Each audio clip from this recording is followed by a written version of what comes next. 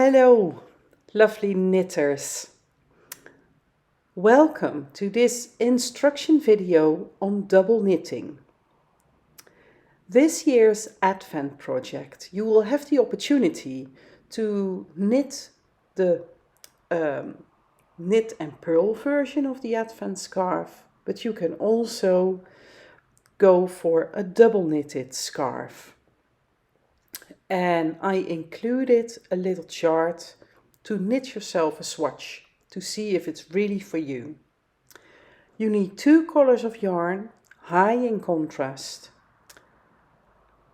And I'll try to explain how double knitting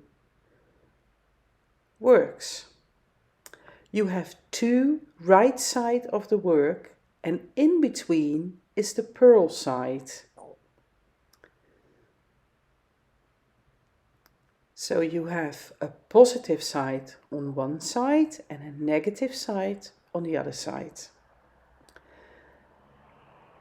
In this knitting chart, each square, each stitch really stands for 2 stitches.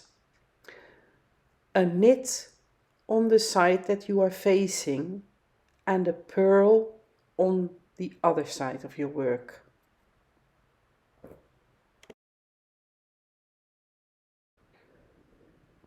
I would like the uneven numbered rows to be the light side of my scarf. So I'm going to write down light at the uneven side. This is the O for oneven and licht for light. And the even rows should be the darker color.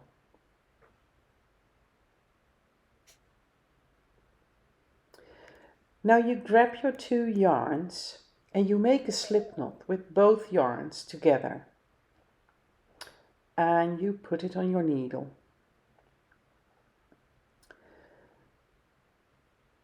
I want the light side to be the uneven rows, so my light color is going over my finger. The dark color is going over my thumb. We are going to cast on knit stitches in the light color and purl stitches in the dark color.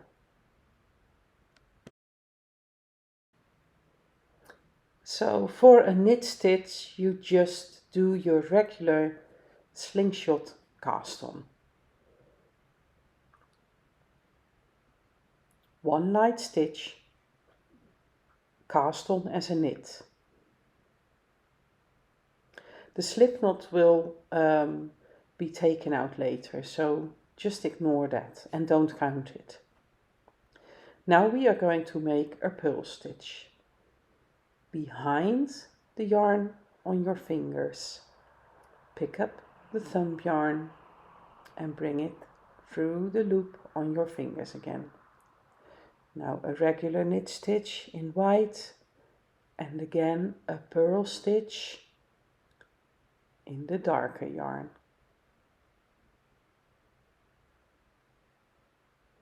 One more time, a knit and a purl.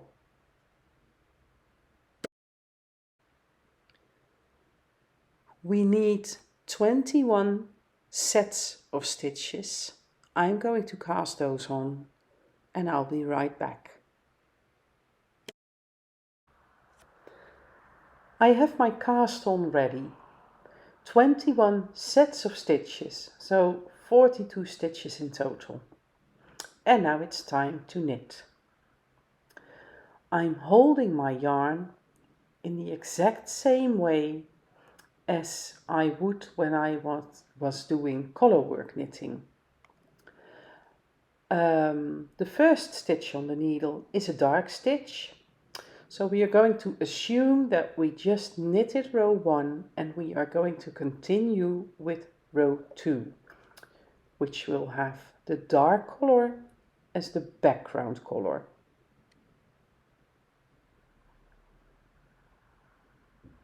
Here I'm picking up my yarns and the background color yarn is closest to my hand, and the background color, and the contrast color is closest to the tip of my needle. And now it's time to knit. So we are going to knit with the darker color and then bring both yarns forward and purl with the lighter color.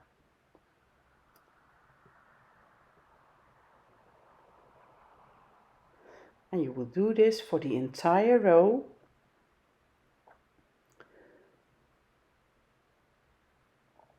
And I'll get back to you once we have reached the last stitch. I've reached the last stitch. Don't forget that we are going to ignore the slip knot. We are going to slip the last stitch, the dark loop, as if to purl with both yarns at the back of your work. And then bring both yarns forward and slip the last stitch as if to purl with the yarns in front. And then you can undo the slip knot and turn your work. And now you see we have all these knit stitches in the lighter color. Of course, we want to close the side edges of our work, and that's why I'm going to twist the yarns around each other. You can test for yourself what is your most preferred way and just stick to that, so that you always have the same look and feel to your scarf. So for this next row, I'm just going to continue following the pattern. When I'm voiceovering my own YouTubes, I am always wondering, what did I have to tell when I recorded the video and spoke Dutch? Man, so many words. I hope to make this short and clear for you.